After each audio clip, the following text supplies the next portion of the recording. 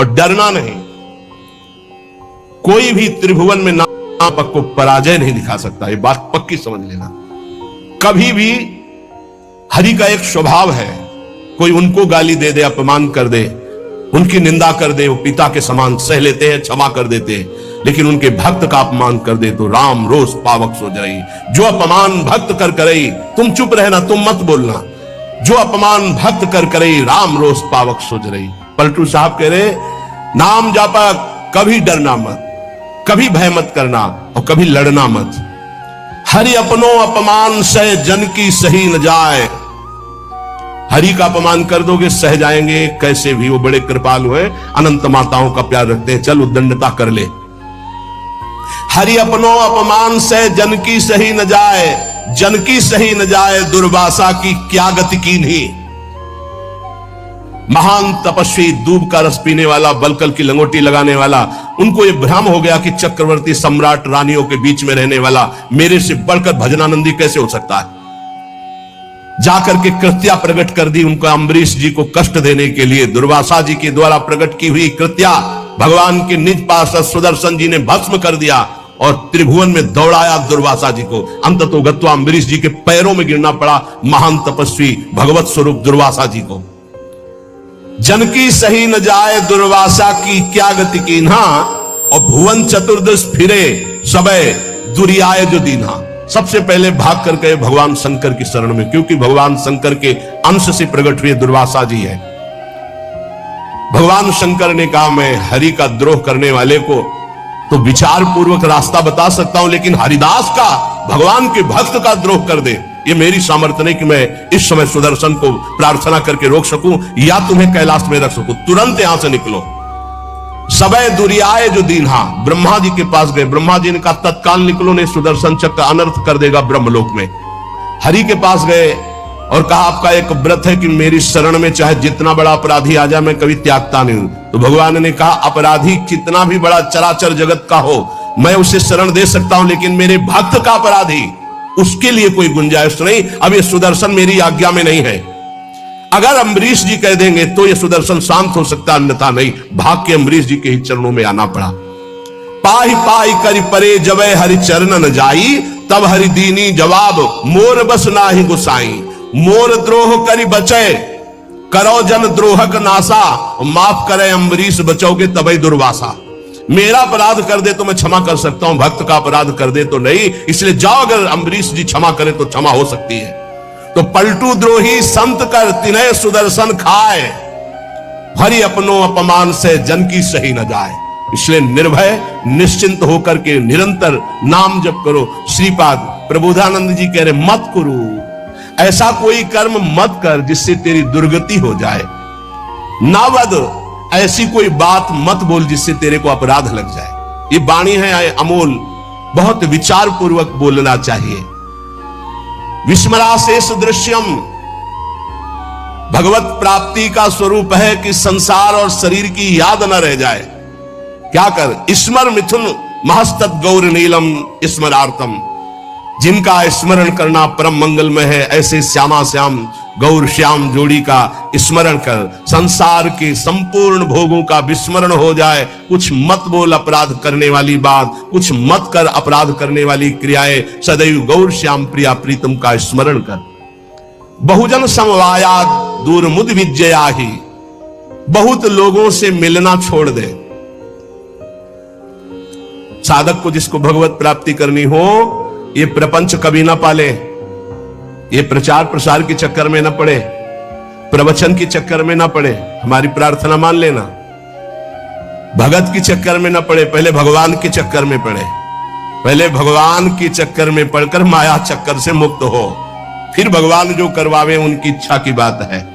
उपासक बिल्कुल सावधान रहे, तब तक मौन का आश्रय ले जब तक भगवत प्राप्ति न हो जाए। किसी के पास बैठने की बिल्कुल जरूरत नहीं है। चार उपासक बैठकर परस्पर बोधयंतः भगवत चर्चा कर लो, वो बात ठीक है, लेकिन दूसरे को उपदेश देने की गलती मत करना, नहीं तो फंस जाओगे। उपदेश देने की सामर्थ्य गुरुदेव जब आज्ञा करते हैं और वो भगवत प्राप्त हो जाता है तब, अन्यथा नहीं। अन्यथा तो जो तुम उपदेश करोगे वही तुम्हारे में प्रश्न आ जाएगा, फेल हो जाओगे। कह रहे बहुजन समवायाद दूर मुदविज्जयाहि, बहुत लोगों से मिलना जुलना, उनको उपदेश करना बंद कर दे साधक। भगवत प्राप्ति करने के लिए पहले मौन का आश्रय लेकर अपने को बिल्कुल किसी काम का साबित ना होने दे। बिल्कुल अक्षर अक्षर समझ लो, अपने को महान साबित मत करो, महान होते हुए भी अपने को अगला पगला साबित करो। चोरी चोरी चुपचाप निकल जाओ, कोई जान न पावे तुम्हारे पास भजन रूपी धन है, और भगवान को प्राप्त कर लो। फिर वो जब प्रकाशित करेंगे फिर कोई तुम्हें परास्त नहीं कर सकता। बिस्तरे सब जग विमल कीरति, साधु संगति ना टरे। दूर मुदविज्य, दूर रहो इस समाज से। ये महापुरुषों के आदेश है, उनको समझो, दूर रहो। क्यों कह रहे हैं? क्योंकि अभी राग मिटा नहीं, आसक्ति मिटी नहीं, फिसल जाओगे, वहीं पहुंच जाओगे। जो छोड़ने के लिए निकले थे उसी में रम जाओगे। अपने चित्त को चित्तचोर प्रभु के चरणों में निरंतर चिंतन में लगाने के लिए बहुजन समवायाद दूर मुदविज्जयाहि, बहुत समाज से मिलना जुलना उपदेश करना ये सब बंद कर दे साधक। अपने चित्त को प्रभु में लगाए और अपने को प्रकाशित ना होने दे। भगवत ऋषि जी ने भी कहा है, मौन रहे, जब बोले तो हृदय की ग्रंथि खोले, इतनी सामर्थ्य हो, हृदय का परिवर्तन कर दे। जिसके सामने बोले उसका जीवन परिवर्तित हो जाए। ये सिद्धों में होता है, क्योंकि वो उसी में रमण करते हैं। इसलिए हे प्रिय प्रिय निवसतु दिव्य श्रील वृंदावनांतः, अपराकृत चिदानंद में वृंदावन में प्रवेश पाने के लिए प्रगट वृंदावन का आश्रय ले लो। यहां आते जाते रहो या यहां वास करो, सत्संग सुनो और उसे अपने जीवन में उतारो।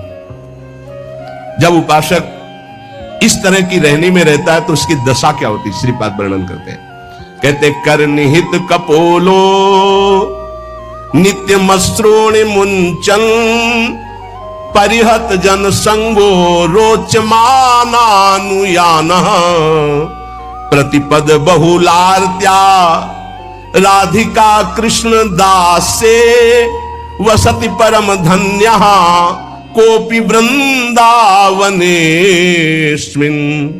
कोपि कोई बिरला ऐसा। कैसा? प्रथम से संगम त्यक्त्वा, सब संग का त्यागी, साधु संग का अनुरागी, माताओं बहनों की तरफ या प्रतिकूल शरीरों की तरफ काम भोग रूपी पिशाच से बिल्कुल दूर। जैसे भी भगवान हमारी देह का निर्वाह करें उसमें राजी, प्रीति पूर्वक प्रभु का निरंतर नाम जप करते हुए, कोई ऐसा कार्य नहीं जो फंसा दे, कोई ऐसी बाणी नहीं जिससे अपराध बन जाए। रात दिन श्यामा श्याम गौर श्याम जोरी का सुमिरन हो रहा है और समस्त व्यवहार से शून्य, बहुजन समवायात दूर मुदविज्य, किसी से किसी भी तरह का कोई संपर्क नहीं। ध्यान से सुनिए, किसी से किसी भी तरह का कोई संपर्क नहीं। और श्री जी के हेतु की कृपा से आप लोगों का ऐसा ही जीवन है, किसी से संपर्क आपका नहीं। अब उसकी दशा क्या होगी जब रात दिन श्यामा श्याम का सुमिरन, संसार का कोई चिंतन नहीं। बोले कर निहित कपोलो नित्य मश्रूणि मुंचन, प्रिया प्रीतम की याद में रो रहा है। परिहृत जन संगो रोच्यमानानुयाना, उसको अब किसी का संग अच्छा नहीं लगता है। बस श्री जी की सेवा, श्री जी का चिंतन, श्री जी के नाम रूप में डूबा हुआ उपासक प्रतिक्षण व्याकुलता पूर्वक श्री श्यामा श्याम को पुकारता रहता है और प्रतिपद बहुलार्त्या राधिका कृष्ण दास से रात दिन श्री जी की सेवा में मगन रहता है। प्रातः से लेकर शयन तक, शयन से लेकर प्रातः तक जो अष्टयाम सेवा अपने यहां श्री जी की चल रही, आठों पहर प्रतिक्षण श्री जी की दास्यता में, सेवा में। प्रतिपद बहुलार्त्या राधिका कृष्ण दास से बहुत बड़ा सौभाग्य है जो आप अपने घरों में ठाकुर जी विराजमान करके, श्री जी विराजमान करके, नाम सेवा विराजमान करके सेवा करते हैं। वो साक्षात सेवा श्री जी की है। ऐसा मत मानो वो साधन है, वो सिद्ध वस्तु है। पर आगे चलकर आपको पता चल जाएगा। सामने रूप हो और नाम का परिचय न हो तो आप जान नहीं सकते ये कौन है। सामने बैठा है, ये कौन है? बोले अमुक है, परिचय मिल गया। नाम से परिचय मिला, ये कौन है? बोले कृष्ण कांता है। अच्छा ये कौन है? बोले मनोहर दास है। ये कौन है? बोले राधा शरण है। नाम ने परिचय बताया, रूप तो सामने रखा है। रूप सामने बैठा, बिना नाम के परिचय नहीं।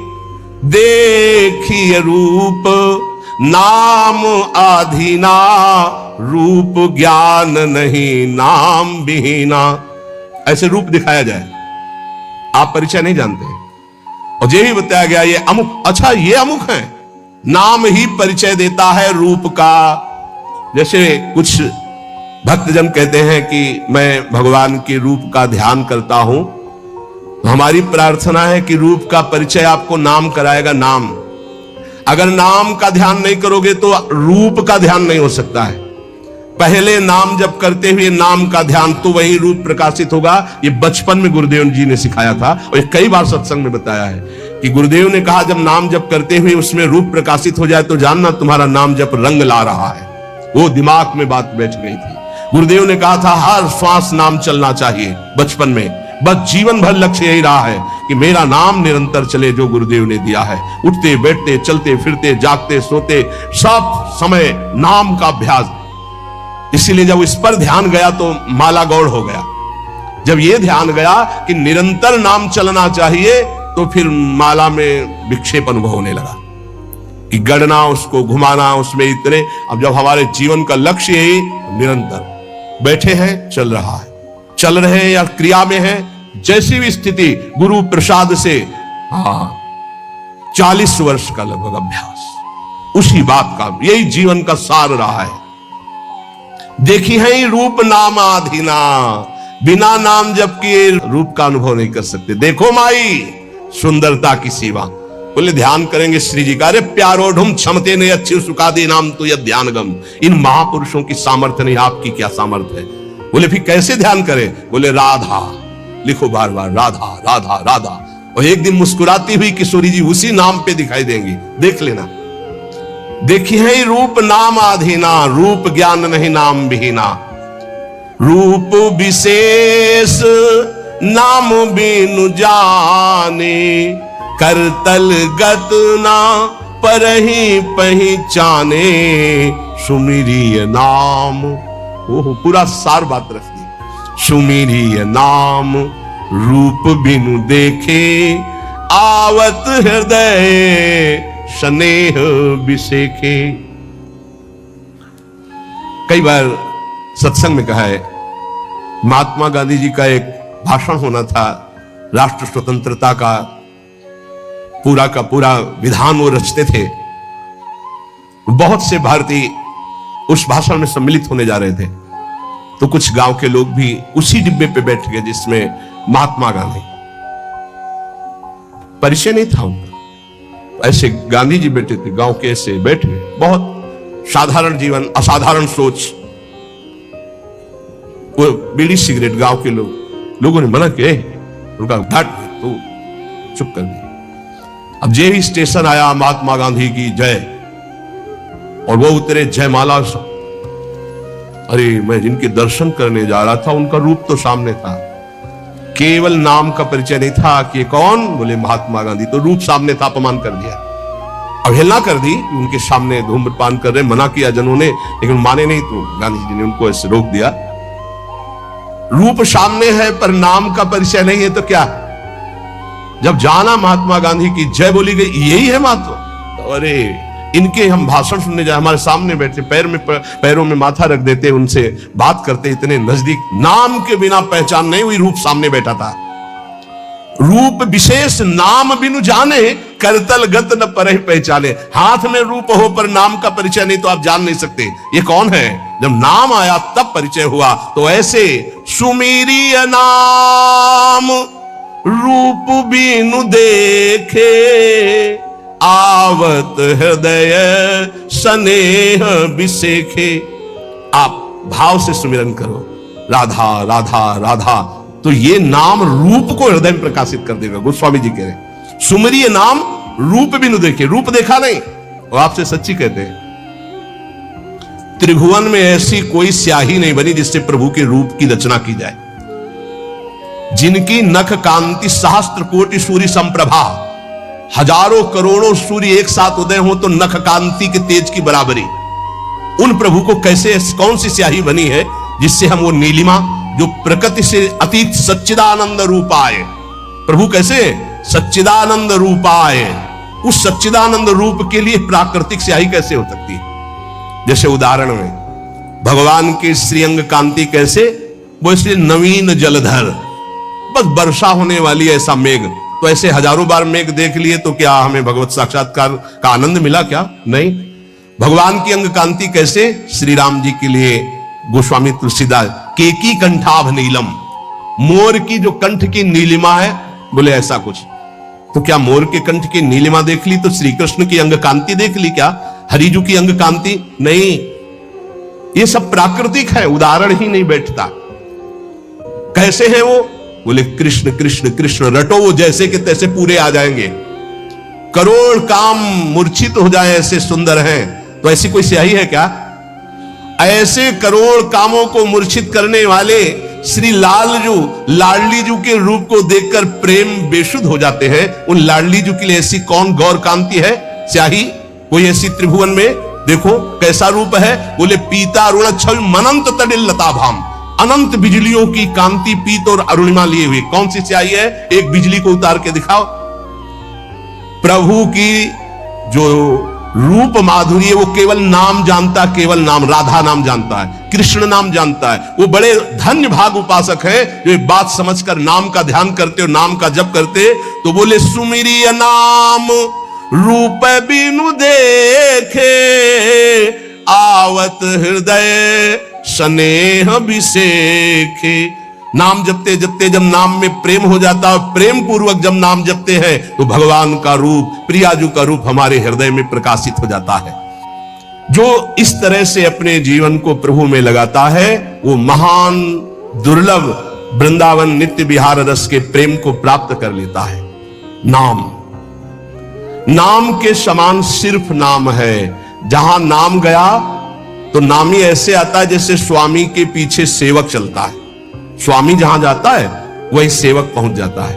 गोस्वामी जी बहुत सुंदर नाम की महिमा का वर्णन करते हुए कहते हैं, समुझत सरीस नाम अरुनामी, प्रीति परस्पर प्रभु अनुगामी, नाम रूप द्वि ईश उपाधि, अकथ अनादि सुसामुझी साधी, को बड़ छोट कहत अपराधु, सुनी गुण भेद समुझी है साधु, देखी है रूप नाम आधीना, रूप ज्ञान नहीं नाम बिहीना। महाराष्ट्र के कुछ महाभागवत जलाकर यही प्रश्न किया था कि दो चौपाई को बड़ छोट कहत अपराधु ये, और देखिए रूप नाम आधीना। गोस्वामी जी कह रहे हैं शास्त्र सम्मत बात है कि नाम और नामी एक है। समुझत सरिस नाम और नामी, सब संतों ने, सब शास्त्रों ने एक मत में कहा है, जेई कृष्ण तेई नाम। जो कृष्ण है वही कृष्ण नाम है, जो राधा वही राधा नाम में आपकी जिह्वा पे है। यद्यपि सबने ऐसा कहा है कि नाम और नामी अभेद है, पर गोस्वामी जी कहते हैं अभेद होते हुए भी भेद देखा है। क्या भेद देखा है? स्वामी और सेवक का। अर्थात नाम स्वामी है और नामी सेवक है। जहां स्वामी पहुंचता है तो अनुगामी होता है सेवक, पीछे पीछे चलता है। पहले नाम फिर नामी आता है। किसी को भी कहीं भी भगवत साक्षात्कार हुआ है तो पहले नाम राधा राधा राधा, कृष्ण कृष्ण कृष्ण, राम कृष्ण हरि, तब वो आए हैं। ये बात पकड़ लो। स्वामी आ गया, सेवक कहां छुपेगा? नाम स्वामी है, नामी सेवक है। जहां नाम गया वहां नामी को आना पड़ेगा, आना पड़ेगा पक्का। नाम पकड़े रहो, नाम न छूटने पावे। आगे कह रहे प्रभु का नाम, स्वामी और प्रभु नाम का अनुगमन करते हैं, नाम के पीछे रहते हैं। नाम और रूप दोनों प्रभु ही के ही उपाधि है, अनिर्वचनीय है, एक ही है, सुंदर है। एक ही होते हुए भी इनमें यह भेद है कि नाम स्वामी और नामी सेवक है। प्रगट में देख लो, नाम जापकों के पास भगवान सेवा करते हुए स्वयं पाए गए, क्योंकि वो नाम जप कर रहे हैं। बहुत बहुत से उदाहरण ऐसे हैं। अर्जुन जी की सेवा में स्वयं सच्चिदानंद प्रभु श्री कृष्ण पंखा जल रहे, कृष्ण कृष्ण कृष्ण कृष्ण कृष्ण नाम निकल रहा है। कैसा अद्भुत प्रभाव। आप कह रहे हैं कि वैसे अपराध लगता है, कोबड़ छोट कहत अपराधु, कि नाम बड़ा कि नामी बड़ा, तो इसमें कहने में अपराध सा लगता है क्योंकि मेरे इष्ट का ही नाम है, इष्ट का ही रूप है। पर फिर भी भेद है, ये साधु जन समझेंगे।